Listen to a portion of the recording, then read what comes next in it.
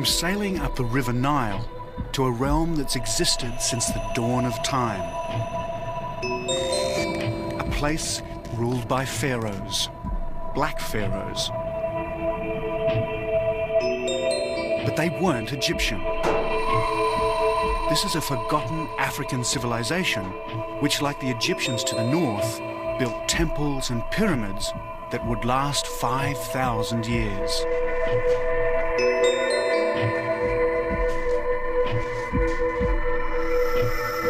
So my journey takes me 1,000 miles up the Nile, deep into a desert where temperatures soar to 120 degrees. And here I come face to face with the black pharaohs of Africa.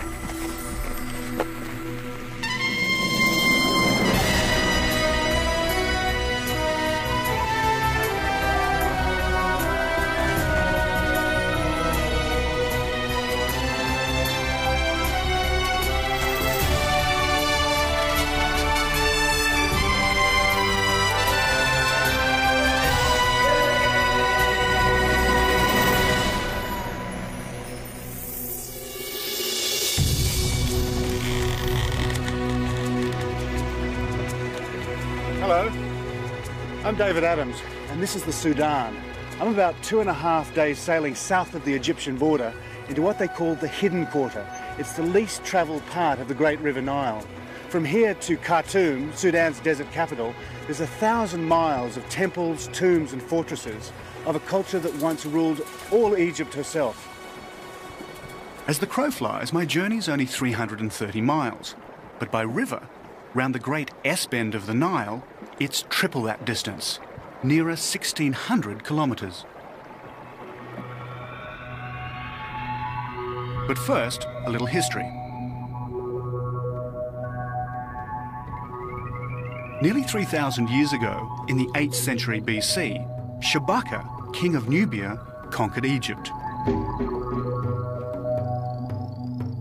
His dynasty was to rule the Egyptian Empire for over a century, the 25th Nubian dynasty.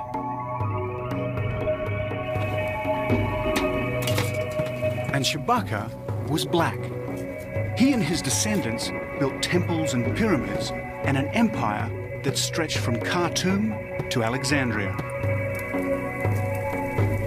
It was a civilization that was to span 5,000 years.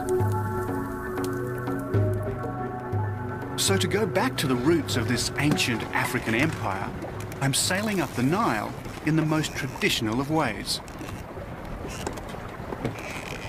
My crew is Nubian, direct descendants of those who fought for the Black Pharaohs.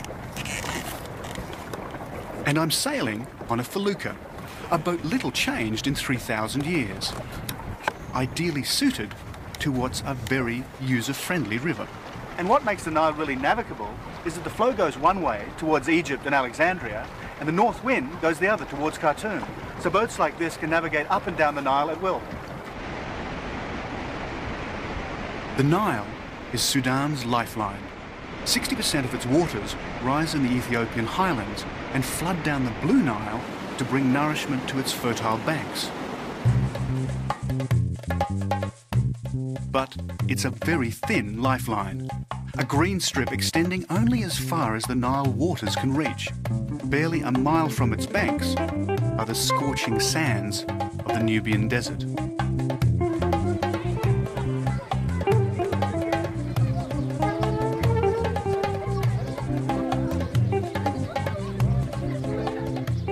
Today, the Nubians of Sudan live in mud villages much as they've done for centuries. And I never knew mud could be made so colourful. These walls have become a canvas on which to paint vivid geometric patterns.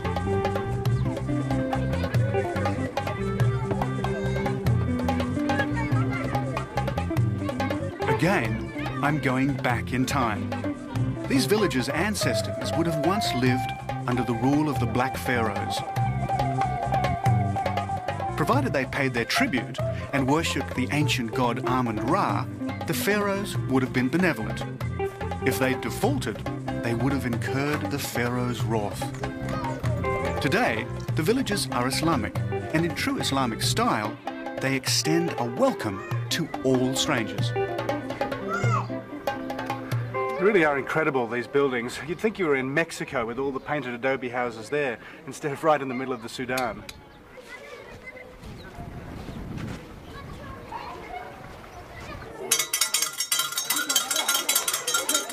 School starts early in the Sudan, at 7 a.m. And as Westerners seldom pass this way, the school teacher grabs his opportunity. He wants me to tell his students about my home country, Australia. أشهر المدن في أستراليا مجال سيدني Sydney? Yeah, that's where I come from, Sydney. قال وثاني Do they know this one? Yes. This is the, okay, it's got big ears, okay, like that, and a very big tail. Yes.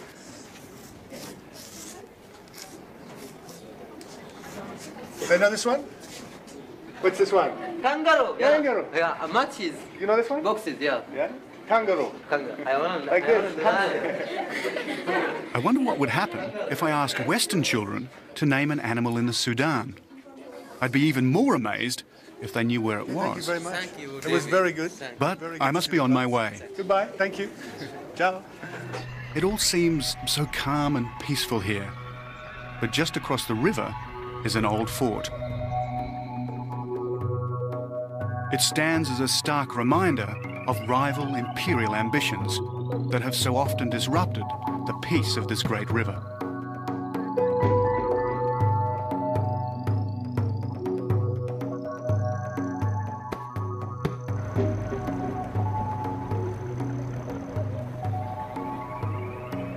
And here's another monument, a temple built by an Egyptian warrior, Amenhotep III, great-great-grandfather of Tutankhamun.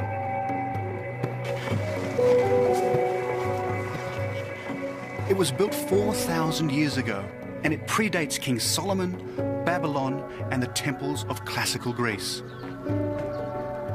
It was from temples like these that the Black Pharaohs drew their inspiration and founded their ancient African civilization.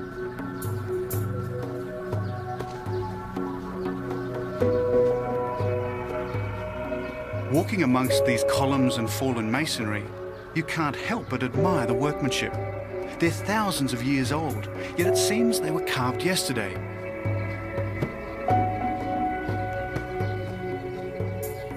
And where are the tourists? If this were a temple in Egypt, it would be crawling with them. But I seem to have it all to myself.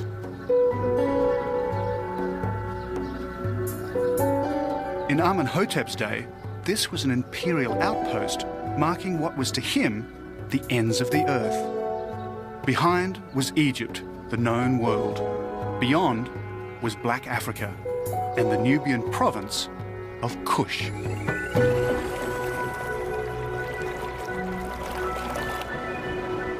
And I've also reached a natural barrier, the Third Cataract.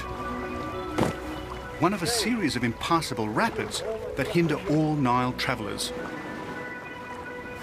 My felucca can go no further. Salam.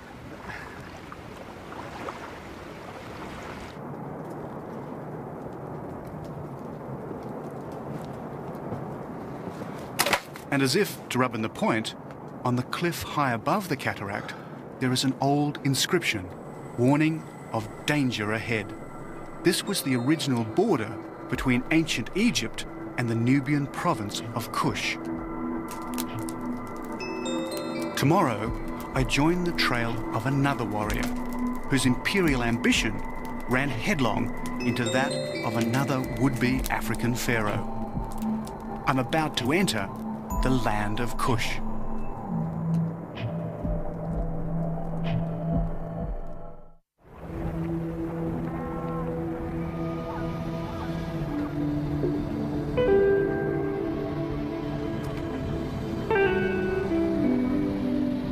The following day, sunrise is obliterated by a desert storm. Minute grains of sand and dust get in your eyes and up your nostrils. Sandstorms like this are commonplace in the Sudan and most of North Africa, and they don't make a photographer's life any easier. I'm on the Nile on my way to Dongola, where I hope to catch an old steam ferry. In it, I hope to travel to Karima, round the great S-bend of the Nile.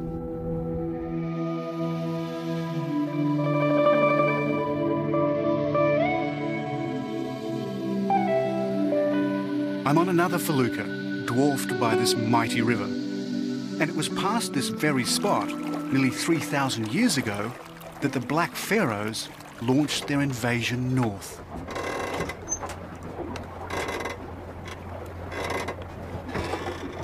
Now wind the clock forward to just over a century ago, and we find that history repeats itself.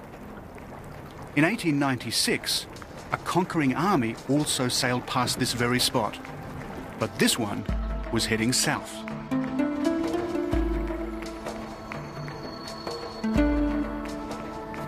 In the 1800s, a man was born near here who believed he was sent by God. He was a sort of Islamic messiah known as the Mahdi. He too had visions of a black African empire, this time an Islamic one. Today, his followers still whip themselves into a frenzy in his memory. They're called dervishes. 120 years ago, a dervish army launched a holy war to end British colonial rule. They killed the British commander, General Gordon, at Khartoum. It was 10 years before his death would be avenged. And when vengeance came, it came in the form of this man, Lord Kitchener, later to become one of Britain's most outstanding generals. Kitchener was determined to destroy the dervish army. And to get at them, he used the River Nile.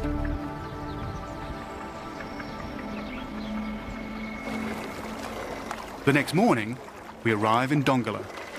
Dongola. Dongola. Fantastic. And it was near Dongola, in 1896, that Kitchener's army first came under fire from the dervish forces. He quickly defeated them with superior firepower. Are these the ferry boats? Do they stay for Karima? لا لا إن شاء الله. It's finished. لا لا لا خسران أيوة. Well, there's my Nile ferry. Thanks to irrigation and droughts upstream, the river level is low. The result is that these once magnificent old boats have been left to rust in the mud. So my plan to travel under steam, like Lord Kitchener, won't work.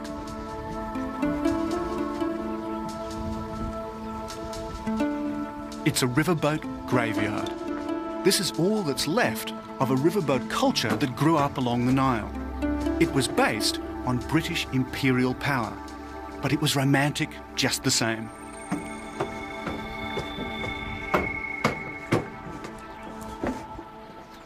Imagine what it would have been like living on these riverboats for days on end. Really like Agatha Christie in Death on the Nile. First-class passengers would have been reclining in these lovely little cabins, drinking their gin and tonics, while the Sudanese all rode down below. It's still about 500 miles down to Khartoum, and it would have been quite a long trip, but in a boat like this, in those days, would have been wonderfully luxurious.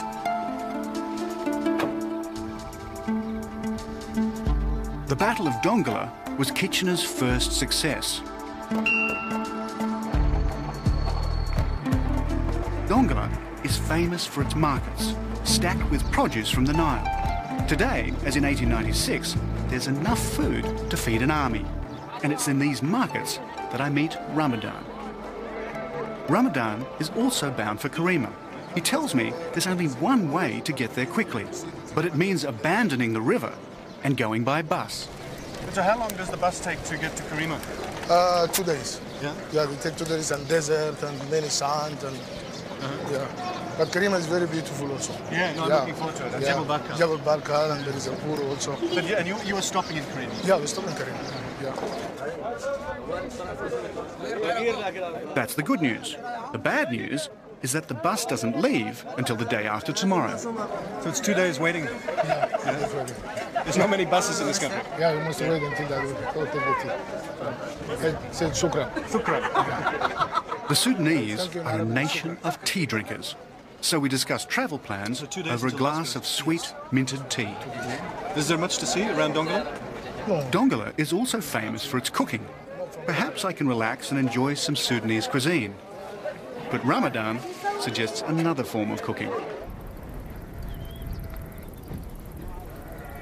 You may think that being buried 30 kilometres out in the desert is some sort of Sudanese torture. Actually, it's something that a lot of people travel a long way to do, because this sand has incredible properties, and anybody with rheumatism who gets buried here for an hour or two walks away with almost no pain. Well, for me, because I don't have rheumatism, this is actually like a hot sauna. Well, probably in an hour or two I'll just be nicely baked. But it actually is very pleasant, I think.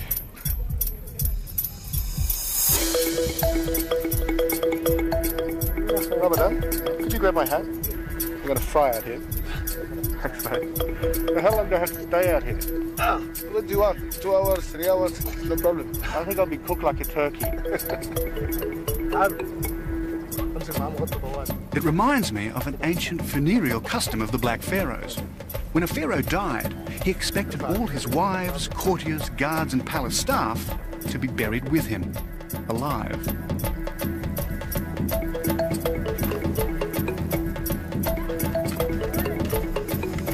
It's getting hot, very hot.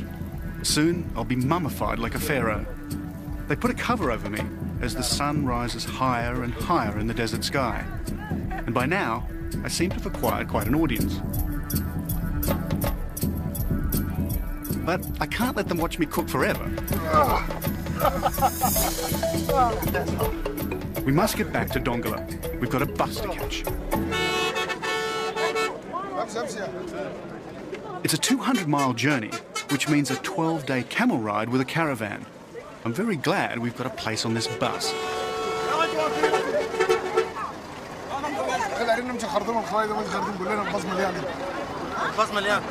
The bus is full. Let's go and talk. Yeah, okay, that's fine. Let's go there. There's no room inside, which means we have to sit up on the roof. Not to worry. Up here, it's a dress circle view. Very good.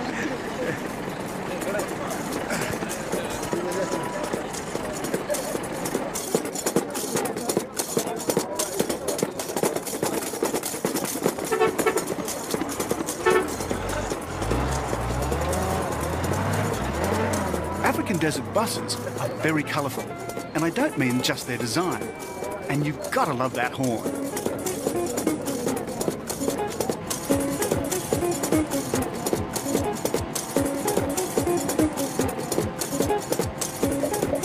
You have something for the wind? No, I have one. I can bring you. Yeah, there is too much wind. You know how can you do it? Yeah, put it on. To keep the dust out of my mouth and the sun off my head, Ramadan insists I wear an emma, a form of Sudanese turban. That's great.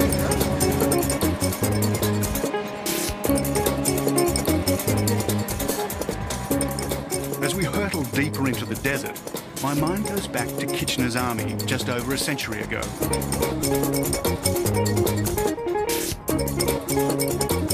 "25,000 men marching through this desert. I'm glad I was born in the age of motorised transport.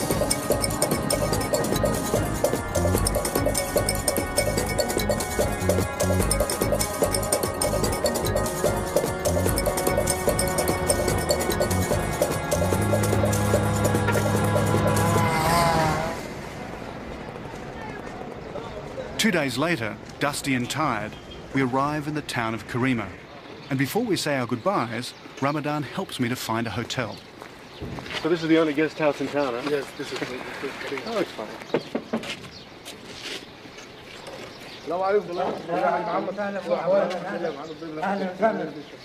Okay, Thank you. see you. It was great having such a knowledgeable guide. Okay, thank you for you.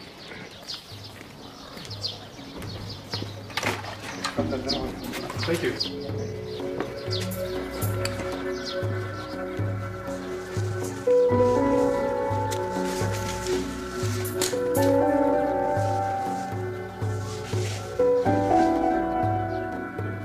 as I drift off to sleep, my mind goes back to Nubia and that ancient African empire. I'm about to enter a land of pyramids and temples built by the Black Pharaohs thousands of years ago.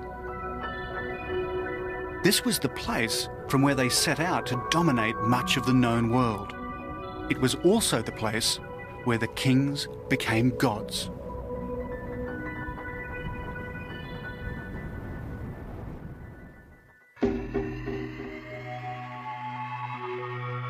At first sight, Karima is just another North African desert town on the banks of the River Nile.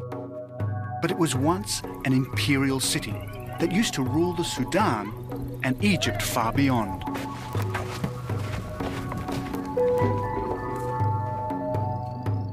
Towering over Karima is Jebel Bakal. At its foot, temples and burial grounds dating back to the days of the Black Pharaohs.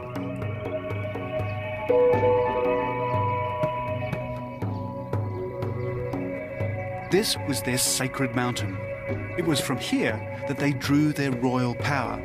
And it was from here, nearly 3,000 years ago, that they launched their conquest of Egypt and beyond. In ancient times, this was the center of a belief system that linked gods and kings.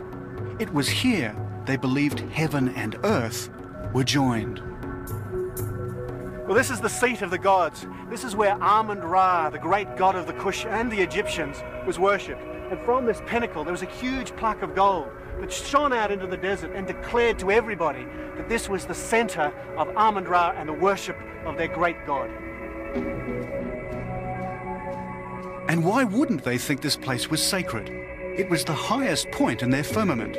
From here, they could survey their capital, much of their kingdom, and its life-giving artery, the River Nile.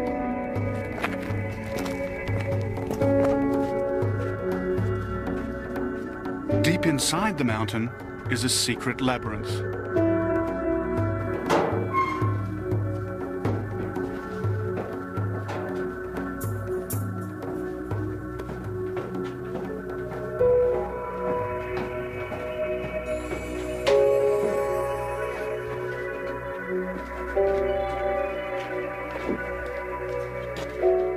On the walls are inscriptions that have survived nearly 3 millennia, their colours perfectly preserved in the dry desert air.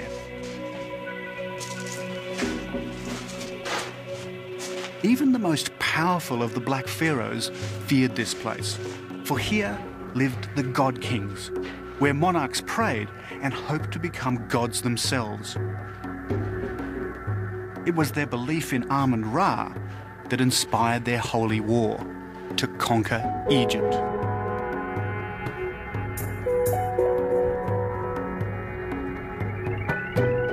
But now their gods have fallen.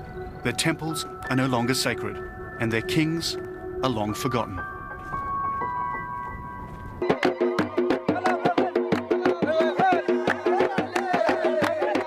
Back in town, there's an event on, a wedding.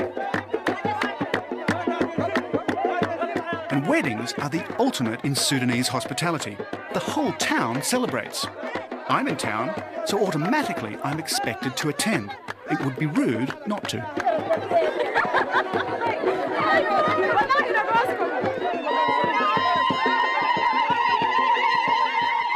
This is the bridegroom, and if he's looking a little bit apprehensive, there may be a good reason why.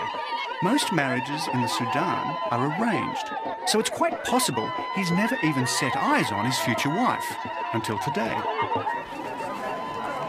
Central to every marriage is the contract, normally drawn up after months and months of wrangling. So today's the day when the contract is supposed to be signed and the dowry paid.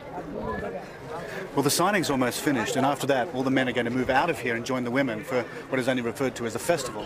The problem is, they can't find the groom. The celebrant says a prayer. And suddenly, there's the sound of gunfire.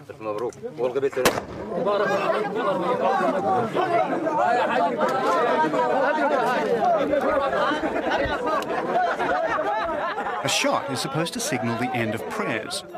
and then there's another shot for the signing of the contract. That's if this guy can get his gun to work, and I wish he'd stop pointing the damn thing in my direction. I half wonder if this is the origin of the phrase shotgun wedding, but events have overtaken him. They found the bridegroom, but he's about to leave.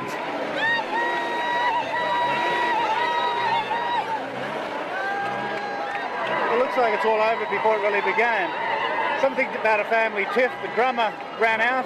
The families have divided. The groom's in one vehicle, the bride's in another, and they're disappearing. Apparently it happens all the time in Sudanese weddings. And it's time I was leaving too. I still want to visit the pyramids of the ancient kingdom of Kush. To do that, I must go further up the Nile and head into the desert.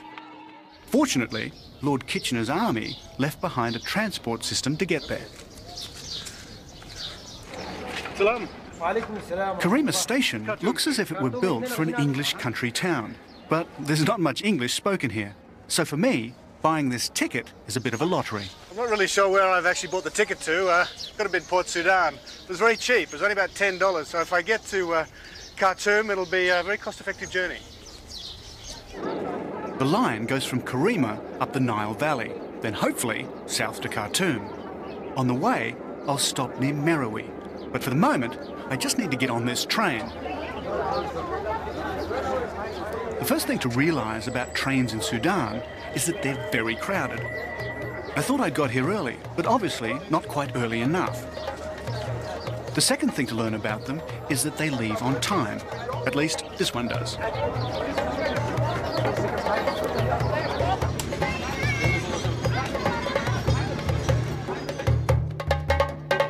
As we leave Karima, we travel through the thin green line, the narrow ribbon of fertility that owes its existence to the Nile.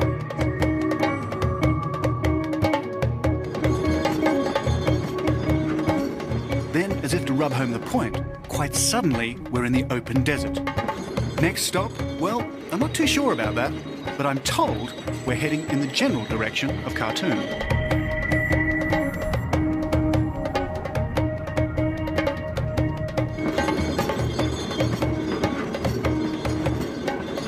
Travelling on these trains, I think it's a lot like India. They're absolutely packed, but it works kind of the same way as the villages. Everybody shares their food, and even though it's a really long trip, and I don't speak much Arabic, it's not a bad way to travel, really.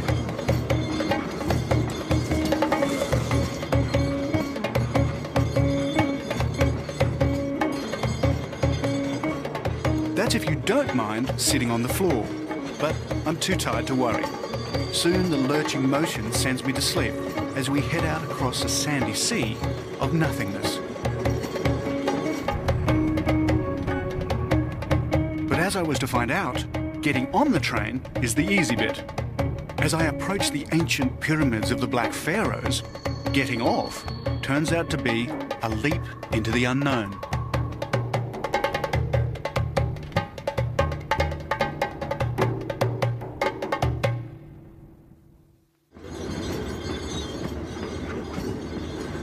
When the British Empire held sway over this part of Africa, one of its lasting legacies was the rail system it left behind. This is the Sudan section of what imperialists like Lord Kitchener hoped would one day become the great Cape Town to Cairo railway.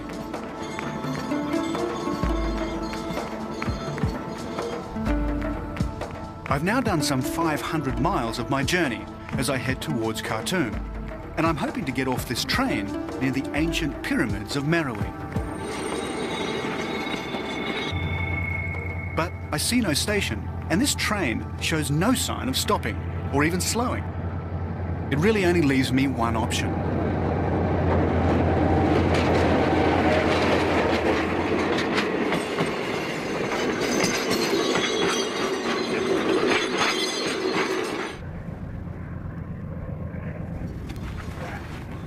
I don't think that was the smartest move in the world. Jumping off trains I don't recommend. I don't know if I've actually broken my collarbone, but I've certainly given it a hell of a jar. So we'll just see what happens. But I wouldn't recommend jumping off trains.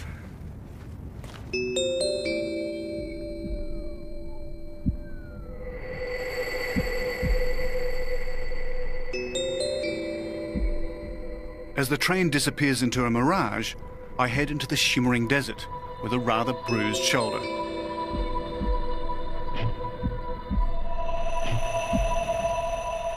On the horizon, my destination, Pyramids of Meroe.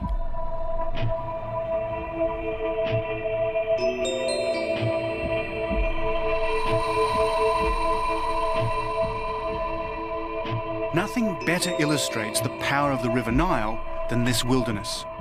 I'm well beyond its irrigating reach in a wasteland ruled only by sun and wind.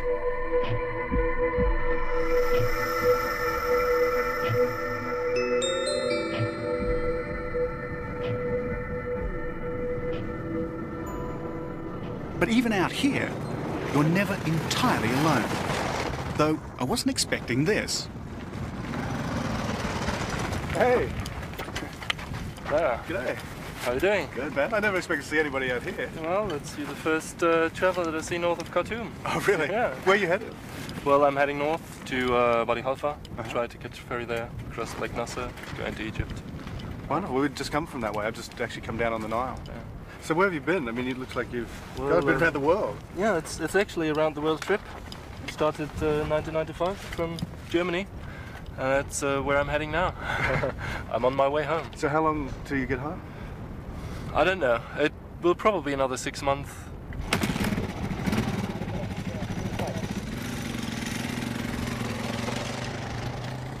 So he heads north, and I continue south. They call these the Forgotten Pyramids. Because of a Western obsession with Egypt, the Sudan is not on the tourist trail. So these pyramids are rarely seen by Westerners. And yet there are more pyramids here in the Sudan than there are in Egypt. And out here in the middle of nowhere, I guess this is the closest I'll get to hiring a taxi. Yes. Want to get a camel? Is okay?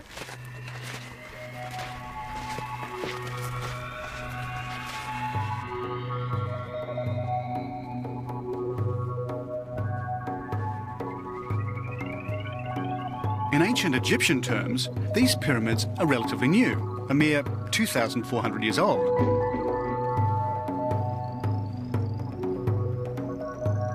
But in terms of Western discovery, they're even newer.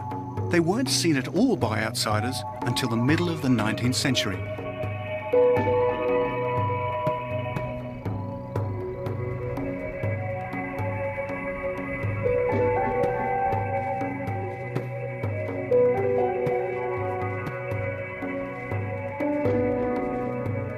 They've never been properly excavated, but they were built by the Black Pharaohs. They're smaller and steeper than the better-known Egyptian pyramids, and like them, they've been vandalized by tomb raiders.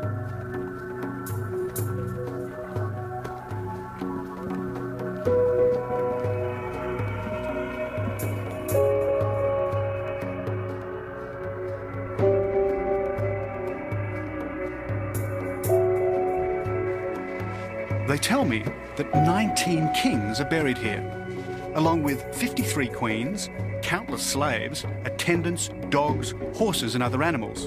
And buried with them was gold and precious stones.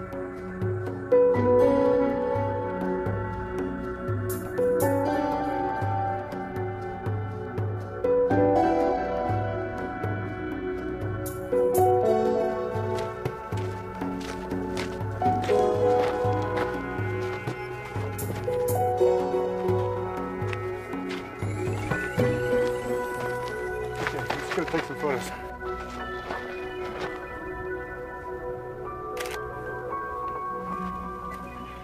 I guess you'd have to say that this would rate as one of the wonders of the world.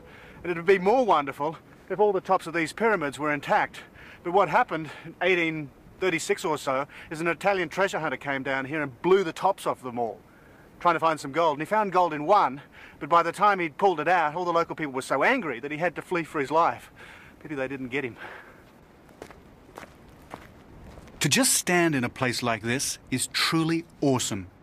These monuments stand as testimony to a black African civilization that predated Julius Caesar, Christianity, and Alexander the Great. But its inspiration came from much earlier, 4000 BC, from the very dawn of civilization itself. Its culture became its own, its carving, its hieroglyphics, its architectural style. And after the 25th dynasty, it was to last another 1,000 years, only to be eclipsed by the arrival of Islam in 650 AD. But as I gaze at these ruined walls, I see graffiti of a more recent age, the scratchings of adventurers and Europeans. Once more, I'm on the trail of Kitchener's army as he marched relentlessly on Khartoum.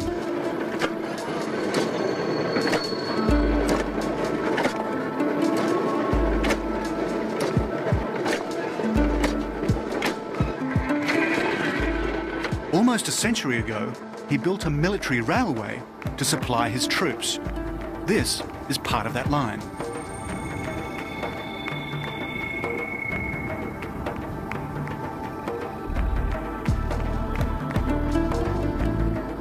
There's an old Sudanese saying, if you see a train, catch it. They also say that if you hail a passing train, it will stop for you. And while this isn't exactly a train, it'll do. But it's going a lot faster than it looks. I think they're trying to tell me that they can't stop. If I want a lift, I'll have to jump.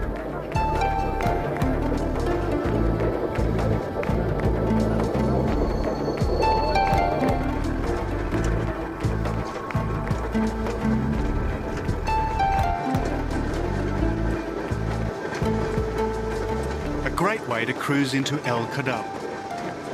Here I'm told there's a real Nile steamer that can take me up to Khartoum.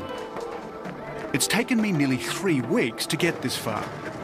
It took Lord Kitchener 2 years, and it was from here that he prepared for the final showdown. Okay, thank you.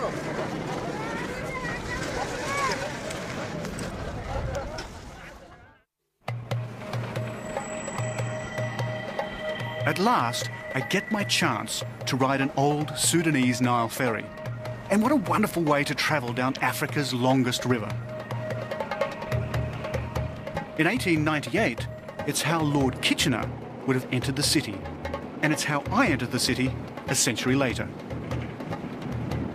Back in 1898, a boat like this would have been bristling with guns. Kitchener used a flotilla of them to bombard Khartoum. And these guys' forebears would have been on the receiving end, pawns in a great political game beyond their control.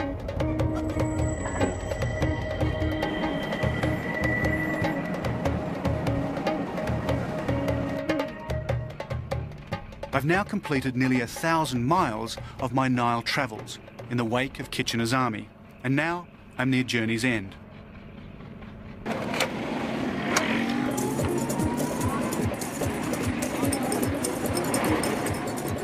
I want to make a small detour to witness a very special event. But first, my taxi driver has to fight his way through Khartoum's chaotic traffic.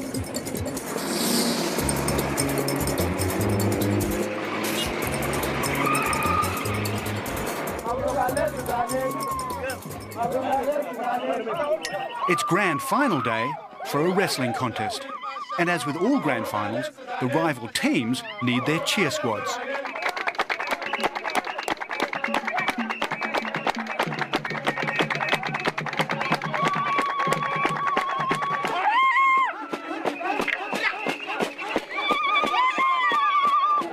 These are the legendary Nuba wrestlers.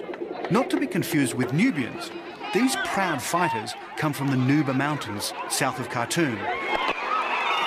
And this is their traditional sport. The wrestlers cover themselves with ochre, and it's on.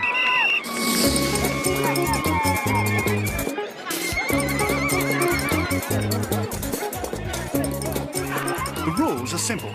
Make your challenge, then try to throw your opponent on the ground. It's an endless cycle of challenge, wrestle, throw. While the cheer squads show no sign of losing voice.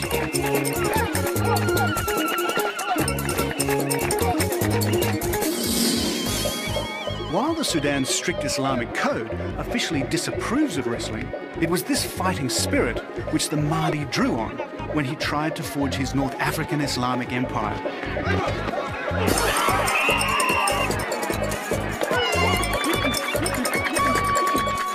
And it was this fighting spirit that took the British by surprise over a century ago. The final showdown came at the Battle of Omdurman.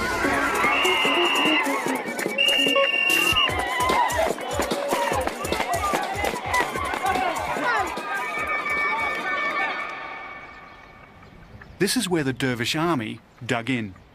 And here they waited for the British and Egyptian troops to arrive. And when they did, it was a massacre. A medieval Dervish army against Kitchener's modern war machine. Can you imagine what it would have been like manning these defences for months and months on end while this enormous army advanced from the north? And then when it did arrive and Kitchener sailed his boat up the Nile and fired the first shot on the Mahdi's tomb, it was hardly Britain's finest hour. For 48 British dead, 25,000 martyrs lay dead or dying on this battlefield.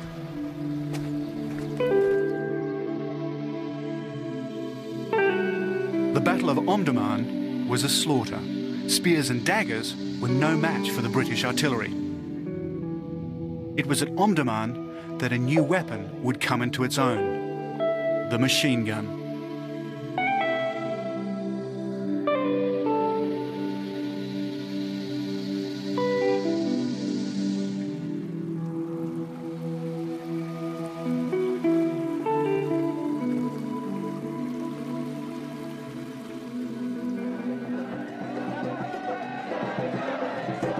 So today, perhaps it's not surprising that the Sudanese, like the Black Pharaohs before them, would wish to control their own destiny, just as the Islamic Messiah, the Mahdi, had tried to do over a century ago.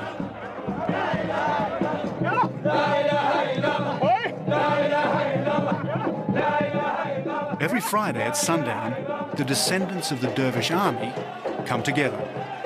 This was how they prepared for battle. Today, it's how they make contact with God. And as the word dervish means poor man, that's how they turn out. Some even wearing clothes made from rags.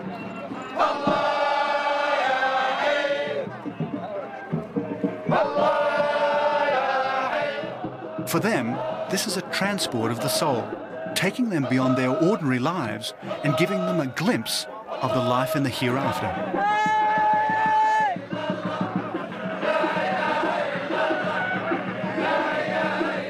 And as they fall into a trance from the ecstasy of the dance, I wonder if they're drawing on an earlier tradition.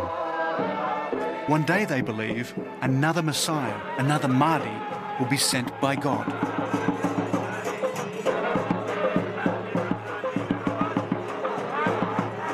So why such an obsession with their self-determination? Maybe they look back to a time long ago, when under the mysterious Black Pharaohs, the Sudan briefly ruled an empire, which became the envy of the known world. Or maybe, after thousands of years of turmoil, they're sick of being pushed around.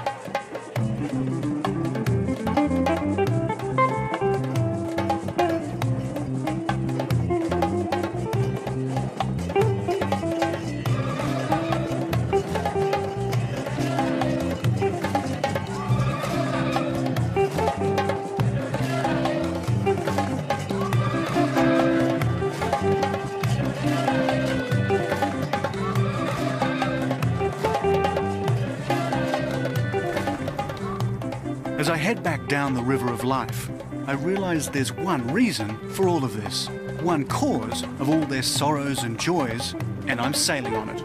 It's the River Nile.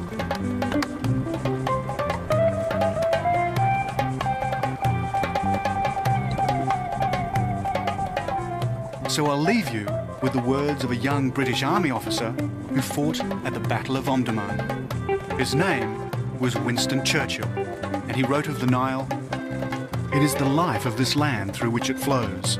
Without the river, none would have started. Without it, none would have continued. Without it, none would have ever returned." They say that if you drink from the Nile, you'll return. One day, I shall return on another of my journeys